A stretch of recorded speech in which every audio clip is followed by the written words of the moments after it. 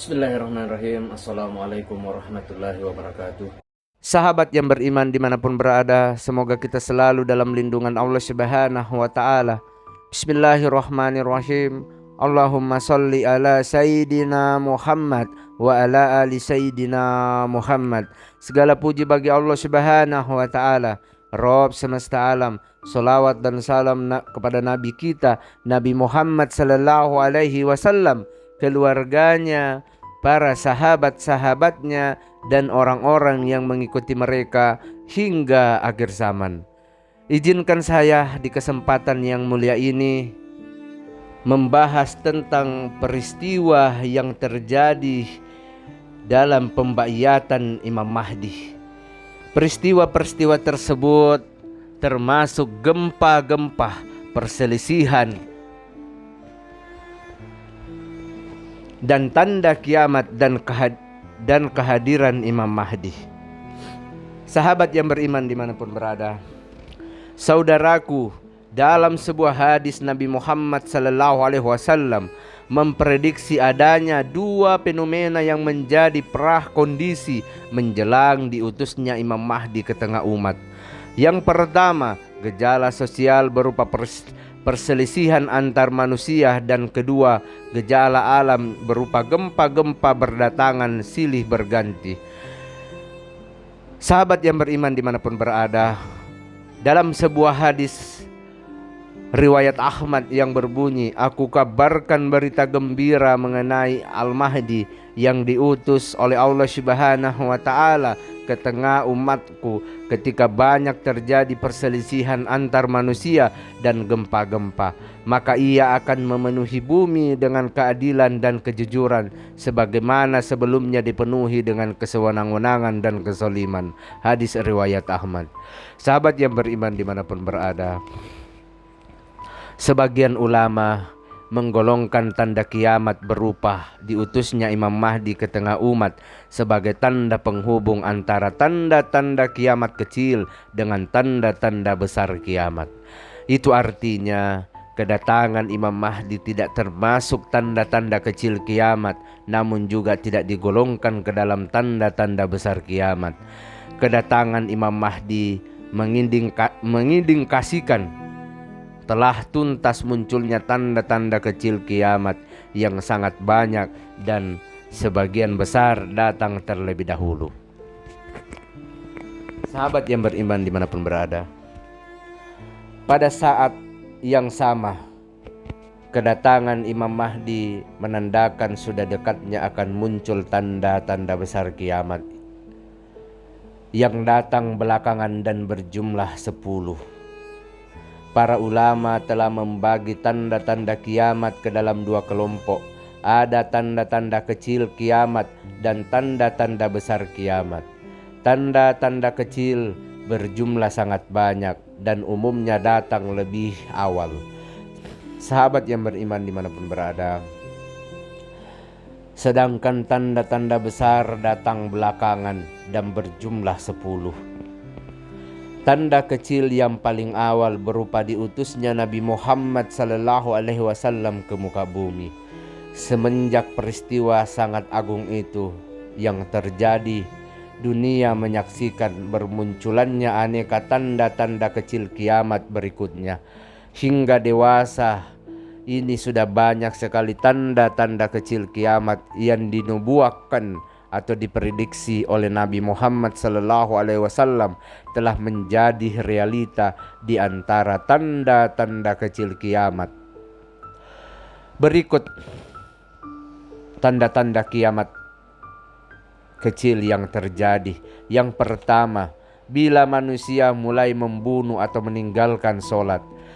Yang kedua, bila sifat amanah telah lenyap. Yang ketiga, bila berdusta dihalalkan. Yang keempat, bila manusia memakan riba.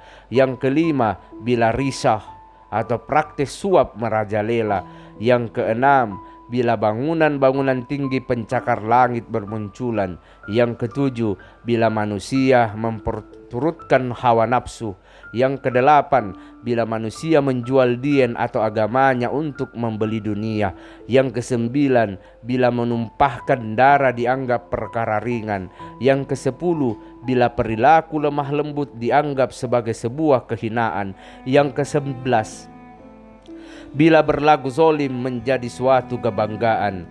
Yang ke-12, bila para pemimpin dan pembesar merupakan orang paling buruk, sahabat yang beriman dimanapun berada. Yang ke-13, dan bila para pembantu dan orang-orang kepercayaan pemimpin merupakan orang-orang yang fasik. Yang ke-14, bila para cendekiawannya merupakan orang-orang fasik. Yang ke-15, bila kezaliman merajalela. Yang ke-16, bila talak atau perceraian banyak terjadi. Yang ke-17, bila muncul fenomena kematian mendadak.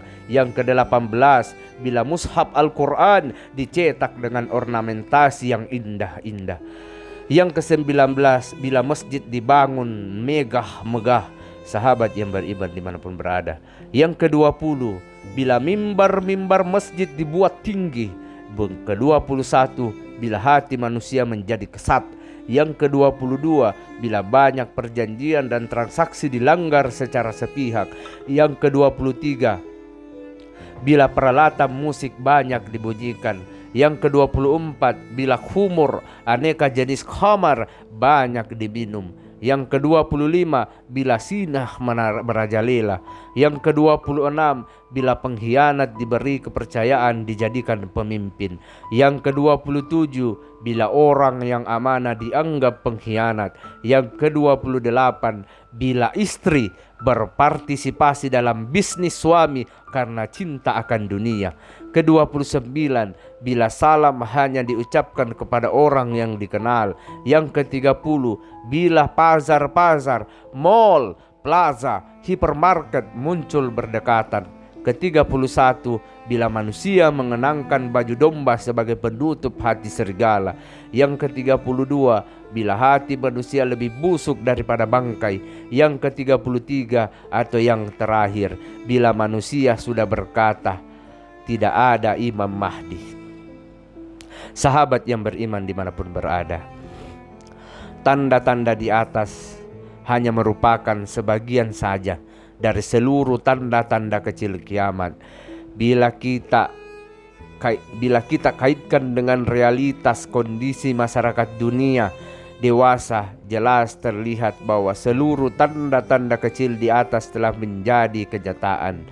Dan apabila kita buka kitab para ulama mengenai tanda-tanda kecil kiamat, lalu kita membacanya satu persatu, hampir pasti di dalam hati kita akan berkomentar, waduh, yang ini sudah terjadi, yang ini juga sudah. Sahabat yang beriman dimanapun berada, semoga kita selalu dalam lindungan Allah Subhanahu wa ta'ala.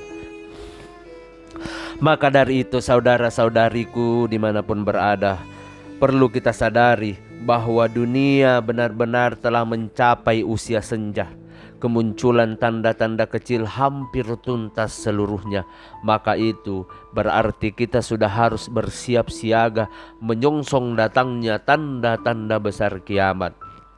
Dan jangan lupa, sebagian ulama mengatakan bahwa tanda-tanda besar pertama yaitu keluarnya Dajjal tidak akan terjadi sebelum munculnya tanda penghubung antara tanda-tanda kecil dengan tanda-tanda besar kiamat. Sahabat yang beriman dimanapun berada, semoga kita selalu dalam lindungan Allah Subhanahu wa ta'ala. Tanda-tanda penghubung itu ialah diutusnya seorang lelaki dari keturunan Nabi Muhammad SAW yang akan memenuhi dunia dengan keadilan dan kejujuran setelah dunia diselimuti dengan kesoliman dan kesewenang-wenangan. Lelaki itu yang dikenal sebagai Imam Mahdi. Sahabat yang beriman dimanapun berada, hadis riwayat Abu Daud berbunyi, andaikan dunia tinggal sehari, Sungguh Allah Subhanahu wa ta'ala akan panjangkan hari tersebut, sehingga diutus padanya seorang laki-laki dari ahli baitku, namanya serupa namaku dan nama ayahnya serupa dengan nama ayahku. Ia akan penuhi bumi dengan kejujuran dan keadilan, sebagaimana sebelumnya dipenuhi dengan kesoliman dan penganiayaan. Sahabat yang beriman dimanapun berada, hadis riwayat di atas sudah pernah saya bahas di video-video sebelumnya.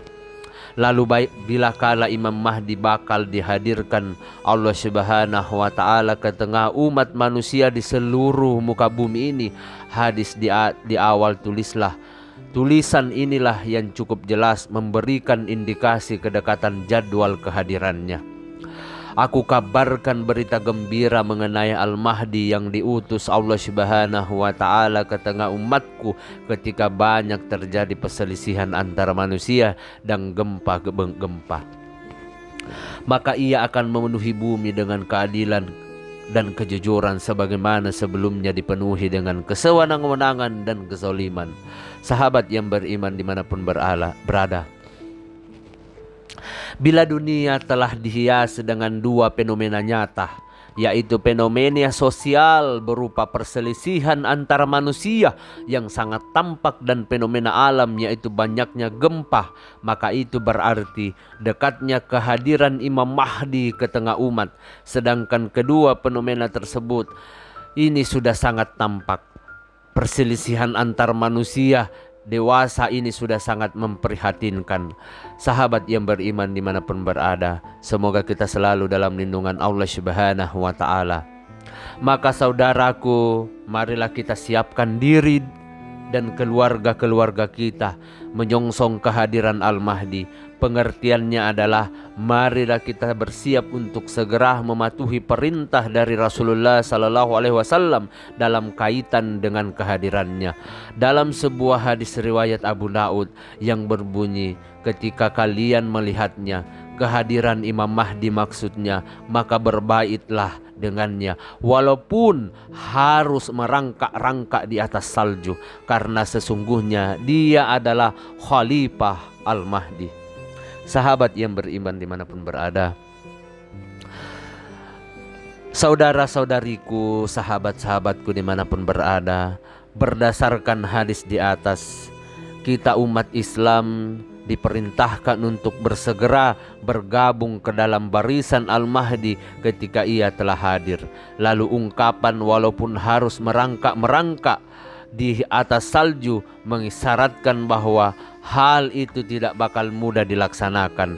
Boleh jadi ketika hari itu tiba, media-media kuppar menjuluki pemimpin umat tersebut sebagai the war number on the terrorist. Akankah kita turut mencapnya sebagai teroris, padahal Nabi menyuruh kita bergabung bersamanya, atau kita akan tetap mematuhi arahan Rasulullah sallallahu alaihi wasallam untuk berbaiat dengannya walaupun dunia menunduhnya sebagai teroris?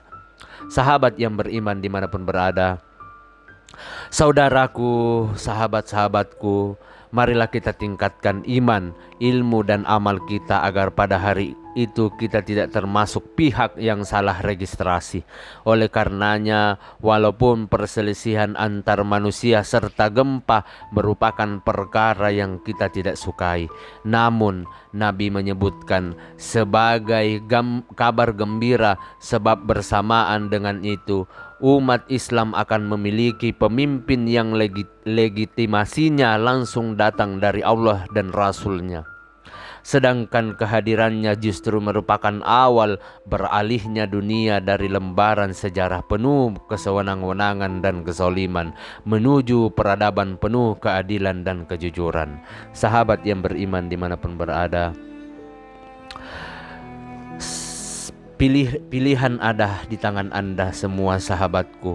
Apakah Anda akan mempedulikan tanda-tanda akhir zaman dengan semangat mengkokohkan iman, ataukah sekedar mengamatinya sebagai fenomena-fenomena sosial dan natural yang hanya dijelaskan sebatas penjelasan ilmiah tanpa kaitan dengan imam petunjuk serta wahyu ilahi? Quran surat Muhammad ayat 18 yang berbunyi, maka tidaklah yang mereka tunggu-tunggu melainkan hari kiamat, yaitu kedatangannya kepada mereka dengan tiba-tiba, karena sesungguhnya telah datang tanda-tandanya, maka apakah faedahnya bagi mereka kesadaran mereka itu apabila hari kiamat sudah datang. Wallahu alam bisawab. Demikianlah penjelasan pembahasan tentang peristiwa pembaiatan Imam Mahdi ketika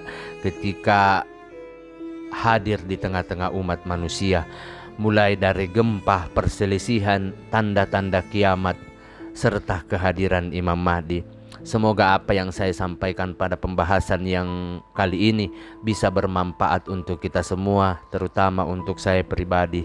Saya memohon maaf apabila ada salah kata ataupun ucapan dalam video pembahasan kali ini. Perlu kita ketahui bahwa kebaikan